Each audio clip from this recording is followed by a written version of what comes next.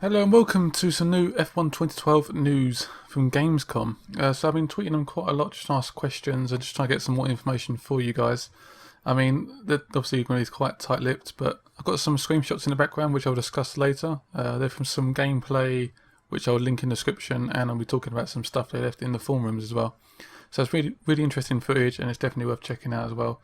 But I'll be talking about that, and I'll be talking about some news that it's a little bit not exclusive, but I tweeted them directly, and that's what I got a result back. So one of the questions they asked whether they'll be releasing any DLC for F1 2012, and they actually said no for this one, but in future instalments they will. So obviously this one they won't be having any extra tracks, no extra cars, no extra like anything basically, which is a little bit annoying. No extra challenges as well, which would be quite cool. But that's going to be perhaps for future instalments. And then I asked, will we be seeing F1 2013 and F1 2014? Originally when they announced F1 2010, they actually said there's a 2-year deal. I think it ends at 2012, which obviously this game coming. So that's quite interesting that it's going to be continuing.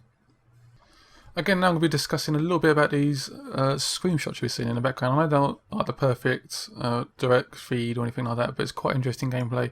It's taken from the Championship Challenge, I think it's called. So yeah, we take the lead of Kimi Raikkonen. We have a teammate behind us which has new tyres. So we have old tyres. We have to try and keep him behind and also move forward as well from 7th place. So it's a really interesting mechanic. Obviously you can see on the top right, it's 41 out of 44, 45 I think it is. And yeah, you can see it slowly counts down obviously as you go through the laps, but obviously we're at the very end of the race. So your tyres completely run out. You've got your teammate right behind you with nice fresh tyres trying to overtake you as well. And obviously you've got to try and complete that challenge. It looks really good. The graphics look really nice. It's actually being played on Xbox. They actually quote in their forums, this guy actually plays it. He's actually done quite a big post, which again I'll leave in the description below. He said the curves are a lot different now. You really have to be careful. You can't just jump over them. It actually affects your car quite a lot. You can't have like a really low suspension, which is really good.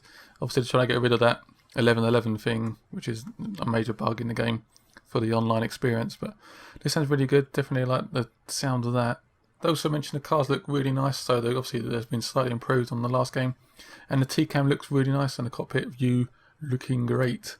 So yeah, the graphics are looking really nice. And they say obviously the behind view is a lot better as well now. So that's the rear view, so if you look behind you or look in your mirrors, the views is a lot better. You can see the DRS open and it just looks really nice. They also mentioned that tyre management is a major issue in this game now. It used to be that you just sort of wear them out if you went a little bit too strong on the setup. But this time you can spin up your tyres. It's a lot more harder to lock your brakes up, which is a completely new thing for this game as well. In the last game it was almost impossible to lock up your brakes. In this one, time management is really important, trying to maintain that heat and not sort of overrise the temperature too much. So that's a really interesting sort of mechanic. Obviously for longer races that'd be really cool. They also mentioned that the HTRs, the Caterham and the Marissas, or Virgin even, are very much in their own little pack, very similar to this year and obviously last year. As in the actual race, they're actually very much within that 6-pack, and then obviously Toro Rosso a little bit more further forward. So that's quite an interesting idea as well. So obviously we're going to overlap those pretty quick, and then we'll jump onto the Toro Rossos later on in the race. They also mentioned the engine sounds are a lot better than last year. So they've done a lot of sort of testing on the sounds in Abu Dhabi last year. Had tons and tons of mics around the car and the cockpit, so that's a lot more improved this year round. Also, some of the screenshots you can see some of the little details, such as the marbles coming off the track. And as you go off the track, you see it actually picks up a lot of grass, which doesn't really happen much last year. So that's like, it sort of flicks up gravel and stuff. That's a really nice addition and just makes it a bit more realistic. And the handling does get affected a lot more this time around. If you go off track, your tyres are going to be a little bit off for the next few corners, which is definitely more realistic. So I really hope you enjoyed that very quick sort of look at F1 2012 and the new news updates. I will bring you loads more. I hope you really enjoy this video and come back soon for more F1 content, and I'll be doing some more grid stuff actually very soon.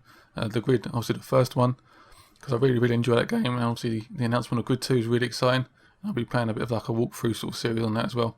That'd be really interesting, as well as more F1 2012 content coming soon. And also check out my main channel doing Sleeping Dogs, which just come out today.